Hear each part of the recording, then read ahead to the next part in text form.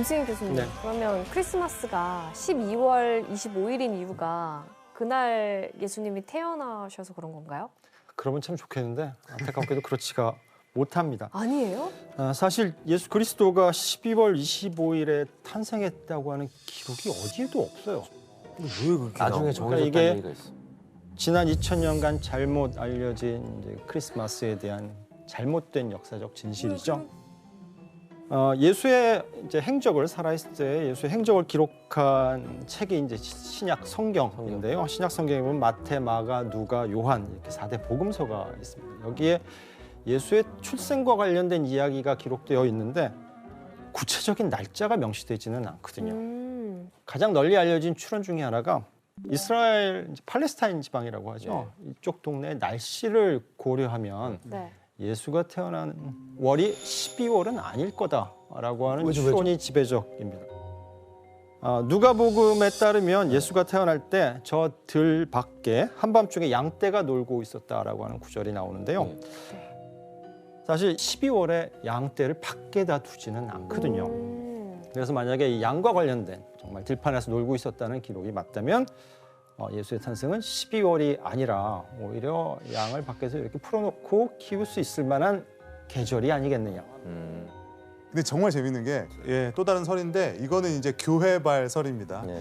이분이 이름이 히폴리투스라는 분이에요. 근데 이 사람의 이론이 뭐였냐면 위대한 인물은 죽은 날하고 뱃속에 잉태된 날이 같다. 에? 이런 새로운 논리를 가지고. 그게 무슨 논리죠? 그러니까 성경에는 비록 나와 있지 않지만 예수는 33년 3월 25일에 죽었다. 네. 그러면 예수는 3월 25일에 잉태됐다. 그러니까 뱃속에 있었던 9개월을 더하면 12월 25일이 된다. 그냥 그분이 생각하신 거잖아요. 그렇죠. 그분의 어떤 논리죠. 자, 그렇다면 어쩌다가 이제 예수의 탄생일이 이렇게 기록에도 굉장히 중요한 인물인데 왜 아무도 기록을 남기지 그러니까 않았을까? 친구 생일도 아는데 네. 메시아 생일을 누군가 이게- 한 명은 기억했을 텐데. 지금은 우리가 하루하루 가는 거 되게 중요하게 생각하잖아요. 네. 그다음에 시간 약속했는데 10분만 늦어도 난리를 피고. 네. 근데 없었구나. 그러니까 오늘이 몇 년 며칠인지 날짜를 정확하게 계산하면서 살던 시대가 아니라는 게 이제. 그다음에 행정이 지금처럼 발달해서 뭐 아이가 태어나면 바로 시청, 구청에 가서 출생 신고하고 어르신이 돌아가시면 사망 신고하는 이런 것도 지켜지던 시대가 아니었고요. 게다가 그러니까 2세기까지만 하더라도 초기 기독교에서는 생일 축하하고 기념하는 것을 오히려 이교도의 풍습이라고 멸시했습니다. 이게 왜냐하면 인간이 태어나는 이 세상은 죄악과 눈물의 골짜기라고 이제 표현이 되는데 그러면 여기에 태어나는 거를 과연 축복할 만한 일이냐? 그렇지 않다라고 보는 거고 오히려 중요했던 것은 구원이기 때문에 태어난 날에 대해서는 등한시했던 것 같습니다. 탄신일이 그렇게 중요하지 않았구나. 예수님의 정확한 생일은 2023년 전 12월 25일이 아닌 거죠. 그렇죠. 12월 25일만 문제가 있는 게 아니라 겨울도 아니다. 연도도 사실 문제가 돼요. 기원전은 Before Christ, BC라고 부르고 이제 기원 후는 AD, 아노 도미니 해서 그러니까 구세주가 태어난 해를 이제 기준으로 하게 되는데 만약에 예수가 태어난 해가 서기 1년이 아니면 지금이 2023년이 아닌 게 되잖아요. 네. 그렇죠. 너무 많은 게 복잡해져요. 뭐 몇 년인지 정확하게 밝힌다고 하더라도 지금의 연도를 2023년이 아니라 뭐 2027년이다 또는 2030년이다라고 바꾸기가 힘들겠더라고요. 왜냐하면 일단 제 주민등록번호부터 바뀌어야 돼요. 모든 게 다 바뀌어야 합니다. 와, 혼란스러운. 아니, 그러니까 어릴 때부터 이 크리스마스라는 개념 자체가 이게 예수님의 뭐 태어난 일이라고 척석같이 믿었는데 굉장히 충격적입니다. 그럼 예수님은 대체 언제 태어난 겁니까? 그 예수가 탄생한 뭐 이 시기를 좀 계산해 보려면 당시 기록하고 성경하고 좀 대조를 해볼 필요가 있는데요. 먼저 성경에 기록된 예수 탄생 스토리. 이스라엘의 갈릴레이 지방이라는 곳에 마리아라는 여성이 살았고요. 이 마리아라는 여성이 이제 신의 아들을 잉태를 하게 됩니다. 처녀의 몸으로.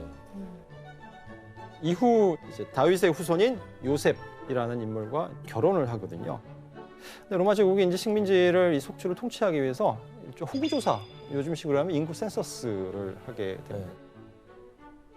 그래서 요셉하고 만삭의 마리아가 이제 호구조사에 응하기 위해서 고향이 이제 베들레헴인데 베들레헴에 딱 도착해서 봤더니 이 호구조사 때문에 워낙 많은 사람들이 몰려 있는 거예요. 그래서 방을 잡지를 아이는 곧 낳아야 되는 거예요. 그래서 마구간. 비어 있는 마구간에서 아기 예수를 출산하게 되었다라는 것입니다. 그런데 이제 당시의 성경 기록하고 그다음에 역사 기록을 대조해 보면 우리가 역사적으로 실존을 확인할 수 있는 인물들이 이제 나오거든요. 네. 그 중에 한 사람이 예수가 태어난 이 시기에 베들레헴을 포함해서 유대 땅을 지배 통치했던 헤로데 왕이라고 하는 헤롯 왕입니다. 이제 헤롯 왕이 성경 기록에 따르면 뭐 반란을 일으킬 정치적으로 위험한 아이가 태어났다라는 소식을 듣고 신생아를 다 죽였네. 그렇죠. 2살 이하의 아이들 다 죽여라라는 명령을 내렸다고 하죠. 역사학자들은 그래서 이 헤롯 왕 때문에 예수가 태어난 해가 서기 1년이 아니라 기원전 4년 내지는 그 앞일 거다라고 추측을 하게 됩니다. 왜냐하면 헤롯 왕이 기원전 4년에 죽었거든요. 그러니까 이 명령을 내리려면 최소한 죽기 직전에 내렸거나 그렇죠. 그 전에 내렸어야 하는데 그렇다면 죽기 직전에 내렸어도 기원전 4년일 거고 그 앞에 내렸으면 기원전 5년이나 6년 또는 7년일 거고 이런 계산이 나오게 됩니다. 그럼 막 지금 2028년, 9년, 30년 이럴 수도 있겠네요. 그렇죠. 와. 영화 예전에 백투더퓨처 보셨어요? 거기 네, 보면은 봤죠. 그 마티가 과거로 가면서 그 브라운 박사가 예수의 탄생을 보고 싶으면 그러면서 0000 이렇게 넣어요. 아, 그건 기억 안 나. 예, 근데 만약에 그 말씀이 사실이라면 한 4-5살 때쯤에 예수를 만날 수도 있겠네요. 성경에 보면 근데 예수님이 탄생했을 때 이렇게 하늘에 별이 떴다라고 하는 기록이 있잖아요. 그 별을 추적해 보면 네. 예수님 태어날 때를 좀 짐작할 수 있지 않을까요? 네, 규현 씨 굉장히 좋은 접근법인데요. 먼저 첫 번째로 짚어봐야 되는 인물들이 있어요. 동방 박사. 네, 네. 동방 박사를 누군지 먼저 알아봐야겠죠. 동방 박사요? 동방 박사.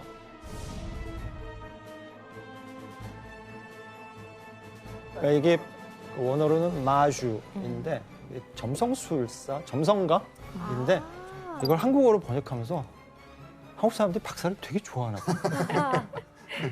뭐 박사라고 아무튼 번역을 했어요. 정말. 점성술사. 네, 과거에는 점성술이랑 천문학의 경계가 모호했던 그쵸. 시기여서 당시에는 점성술이 이제 학문의 영역처럼 여겨졌죠. 네. 네, 동방 박사의 정체를 짐작할 수 있는 구절이 성경에 나와 있어요. 유대인의 왕으로 나신 이가 어디 계시냐? 우리가 동방에서 그의 별을 보고 그에게 경배하러 왔노라. 비상하게 커다란 별이 하늘에서 빛나는 모습을 보았습니다. 이 별의 광채가 얼마나 대단한지 다른 별들은 보이지도 않았습니다. 네, 그래서 이 별의 존재를 만약에 우리가 확인을 해낸다면 그리고 그 별이 등장한 시기를 확인한다면 예수가 언제 태어났는지를 거꾸로 역추적을 할 수 있는 것이죠. 와, 이게 천문학적으로 접근이 가능하구나. 네, 그렇죠.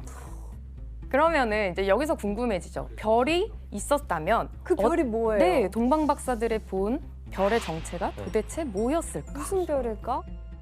그러면은 이제 여기서 궁금해지죠. 별이 있었다면 그 별이 뭐예요? 네, 동방 박사들의 본 별의 정체가 도대체 뭐였을까? 무슨 별일까? 베들레헴의 별의 조건이 필요합니다. 일단 특별하면서 드문 현상이었어야 했다. 드문 현상. 그리고 또 두 번째 조건도 있어요. 동방 박사가 온 동쪽에서 나타나야 하고 또 일정 시간 동안 그 별을 쫓아서 왔어야 되기 때문에 지속이 되어야 된다. 그 조건에 부합하는 별이 네, 그래서 이거를 이제 서기 1년 근처에 있는 천문 기록들을 좀 찾아보면은 비슷한 것들을 찾아볼 수가 와, 그때 또 있어요. 기록이 있구나. 네, 그래서 첫 번째 천문학적 가설은 바로 목성의 아주 특별한 우주쇼입니다. 우주쇼? 네.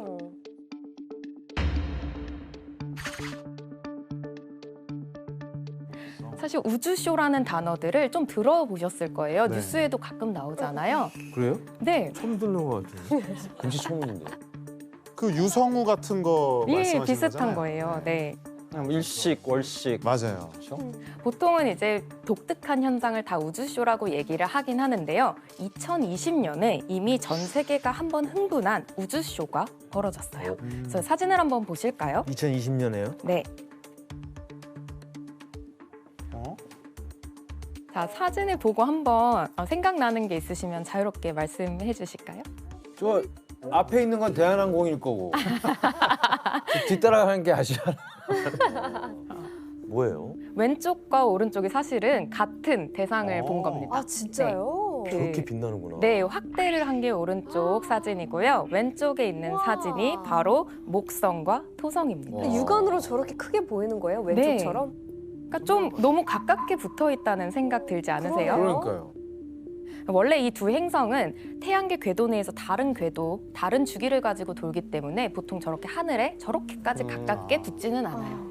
하지만 이 정도로 가깝게 붙는 현상은 독특해서 대근접이라고 우리가 부릅니다. 근죠. 네,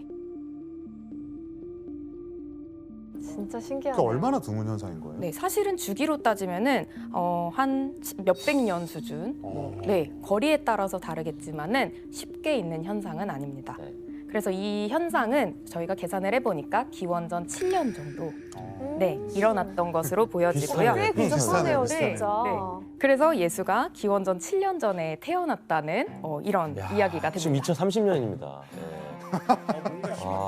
네. 근데 박사님, 근데 예수님 탄생과 관련해서 특별히 이 목성의 우주쇼에 이렇게 주목하는 이유가 있을까요? 당연히 있죠. 여러분 생각에는 왜 굳이 목성이었을 것 같으세요? 목성이 크고 잘 그러니까. 보이니까? 바로 목성이 옛날부터 제왕을 상징하는 행성이었기 때문이에요. 아, 네. 그죠. 목성은 영어로는 주피터라고 하고 그리스어로는 제우스라고 불립니다. 그리스 신화 속 신들의 왕이었던 제우스를 상징하는 행성이 바로 목성인 거죠. 게다가 토성은 사실 이스라엘을 의미하거든요. 진짜요? 네, 그래서 토성과 목성이 붙는다는 의미는 이스라엘 왕이 팔레스타인의 땅에 태어났다는 와. 의미가 되기도 합니다. 오, 좀 너무 소름 소름인데? 돋는다. 와, 제가 이번 네. 팬클럽 모집했는데 규피터로 지었거든요. 아 정말요? 그럼 제왕이신 거네요. 너무 소름 돋네 지금. 우리 팬클럽이 그런 의미였던.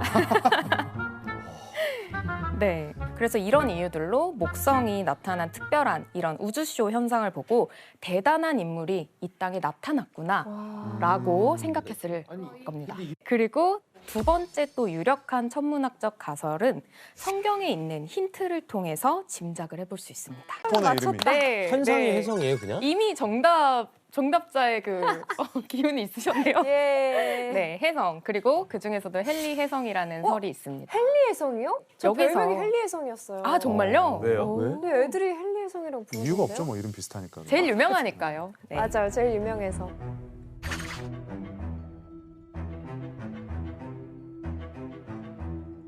그래서 헨리 혜성은 76년에서 77년을 주기로 지구에 계속해서 돌아오는 주기 혜성인데 계산해 보면은 헨리 혜성은 기원전 12년경에 지구에 왔었을 것이라는 것을 우리가 알 수 있습니다. 시기가 다 비슷하다. 그래서 혜성이 만약에 베들레헴의 별이라면은 기원전 12년이 바로 예수가 탄생한 해가 아닐까. 그럼 또 2035년이네 지금. 아, 이거 헷갈려. 네. 근데 사실은 혜성도 아직도 검증이 돼야 될 게 많기 때문에 그 외에도 초신성이었을 것이다라는 이런 의견까지 굉장히 다양합니다. 근데 지금까지 이야기를 정리해 보면 우리가 알고 있는 예수님의 생일이 가짜일 가능성이 높다라는 건데, 임승 교수님, 그러면 우리는 대체 왜 예수님의 진짜 생일도 아닌 12월 25일을 기념하게 된 걸까요? 꽤 유력한 설이 있습니다. 이 설을 이해하시려면 이제 로마 제국에서 당시에 유행했던 꽤 많은 신도들을 보유하고 있었던 이제 신들에 대해서 좀 알아볼 필요가 있는데요. 어떤 신이었을지 한번 그림을 보겠습니다. 태양신 아니야, 태양신? 두 신이 이름 나오죠. 어려우시네. 사투르누스 신이요? 사투르누스 신. 솔 인빅투스 신. 사실 왼쪽 그림이 이제 사투르누스가 농업의 신이거든요. 그러니까 농업이 목사는 문제 때문에 농업이 굉장히 중요했고 그래서 이제 신을 모시는 특별한 날이 있어야 될 거 아니에요. 날짜가 이제 12월 17일부터 시작해서 짧게는 3일, 길게는 일주일가량 이 신을 위해서 축제를 벌이거든요.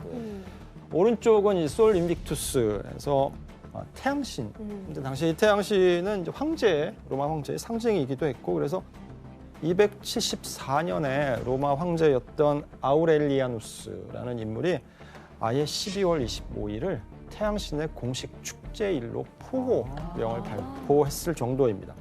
그러니까 한마디로 12월 25일은 뭐 농사신이건 아니면 뭐 태양신이건 굉장히 중요한 축일로 이미 로마인들이 즐겁게 지내고 있었던 날이라는 거죠. 근데 현민희 박사님, 이 로마 시대 이게 12월 25일을 뭐 주요 신들의 기념일로 정한 거 보면은 굉장히 특별한 날이긴 한가 봐요, 이 날이. 네, 맞아요. 로마인들이 12월 25일을 특별하게 여긴 데에는 과학적인 이유가 있어요. 뭐죠? 왜냐하면 12월 25일이 고대 달력에서 정말 중요하게 여겨졌던 날인 동지거든요. 그렇지. 네. 팥죽 먹는 날요? 예, 그렇죠. 저희 우리나라는 이제 팥죽이 먼저 떠오르죠. 왜 팥죽 먹는지 모르지만 먹어요. 네. 저도. 동지는 사실 그 뜻은 겨울에 이르렀다라는 뜻으로 1년 중에서 낮이 가장 짧고 밤이 가장 긴 날입니다. 그래서 동지가 지나면 봄을 향해서 다가가면서 다시 낮이 길어지기 시작해요. 이걸 두고 옛날 사람들은 태양이 죽음에 처했다가 이제 다시 부활한다고 네, 그렇게 생각했던 거죠. 그래서 로마인들은 이 날을 태양이 탄생하는 날, 그리고 새로운 기운이 솟아나는 날, 이런 특별한 날로 여긴 거예요. 그럴 수 중요한 있겠네. 날이네요. 네. 아, 그럴 수 있어. 박사님, 근데 동지는 12월 22일 아닌가요? 네, 맞아요. 근데 저 때까지만 해도 동지는 25일이었어요. 오. 네. 네? 네. 왜 바뀌어요? 근데 진짜 왜 바뀐 걸까요? 예? 왜 바뀌었을까요? 저희는 모르죠. 알면 저희가 천문학자가 누가 바꿔놓은 거예요? 그 누가 바꿨을까요? 달력이 다른 거 아닐까요? 맞습니다. 오. 네, 달력이 달라졌기 때문인데요. 당시에는 율리우스 시저가 만든 율리우스력을 력, 사용하고 그치. 있었어요. 네, 이 율리우스력에서의 동지는 12월 25일이었어요. 아, 그랬구나. 네. 그런데 이게 미세하게 날짜 오차가 계속해서 생깁니다. 왜냐하면 자연현상 자체가 뭐 무자르듯이 딱딱딱딱 맞아떨어지는 게 아니기 때문에 이 율리우스력에서는 실제로는 1년에 11분 15초라는 사이가 생기게 돼요. 처음에는 이게 상당히 작은 차이로 보여질 수 있는데 더 많은 시간이 흘러버린 거예요. 그럼 또 1000년 지나면은 동지가 또 바뀐다는 얘기예요, 그러면? 그래서 이제 그 고대 사람들이 이 달력 자체가 실제 날씨랑 반영이 안 돼서 다르니까 이걸 고쳐야겠다라는 생각을 하게 됩니다. 그래서 교황 그레고리 13세 시대에 누적 오차가 생긴 이 달력을 보정하기 위해서 새로운 달력을 만들어냅니다. 그레고리력? 네, 그게 바로 우리 현대에도 이용하고 있는 그레고리력인 거죠. 이 그레고리력에서는 이제 동지가 12월 22일이 된 겁니다. 와. 근데 로마 제국은 기독교를 박해했었잖아요. 네. 근데 그 신들의 기념일이 크리스마스와 연관이 있다는 게 너무 아이러니한 것 같은데 왜 날짜가 이렇게 된 거예요? 이 두 신을 사실 기독교와 전혀 관계 없는 신인데 이게 갑자기 왜 기독교 예수의 탄생일과 결부가 되느냐. 그러니까요. 이거를 좀 이해하려면 이 기독교 역사에서 굉장히 중요한 사건이죠. 313년에 있었던 이제 콘스탄티누스의 기독교 공인 밀라노 칙령. 기독교 너한테도 합법적인 지위를 부여해 줄게라고 하는 의미입니다. 그러니까 기독교 숫자가 점점 늘어나게 되죠. 근데 이제 새로 기독교인이 되는 사람들은 어떤 사람들이냐면 기독교를 받아들이기 전에 저 신들을 믿고 따르던 사람들이잖아요. 그러니까요. 그러니까 자기가 원래 지키던 축일을 버리지는 않아요. 그래서 당시 교회 지도자들이 기존의 축제를 지키지 말라고 그냥 강제로 요구하는 것보다는 차라리 이 기존 축제를 기독교화하자, 정하자. 여기에 예수의 생일을 쉽게 얘기하면 덮어 씌우자라고 판단했던 겁니다. 사람들이 기억하기 쉽고 즐기기 쉽게 하기 그렇죠. 위해서. 이미 원래 즐겨왔던 거니까 어렸을 네, 때부터. 맞아요. 그래서 기독교에서 12월 25일을 예수 탄생으로 기념하는 거는 대략 한 4세기경부터 그렇게 정해지는데요. 이후 기독교가 유럽 전역으로 전파되는 과정에서 12월 25일이 지금처럼 예수 생일을 축하하는 날로 전파되었다라고 볼 수 있습니다. 교수님, 그러면 크리스마스가 이제 퍼져나간 유럽에서는 예수님 탄생을 어떻게 기념했어요? 어떻게 했을까요? 그때 성스러운 날로 일단 교회에 성스러운 가서 날로 기념했다. 놀랍게도 중세 유럽에서 이 예수 탄생을 기념하면서 벌이는 축제는 하루가 아니라 12일 동안 와, 지속이 됩니다. 연휴가 12일인 거예요?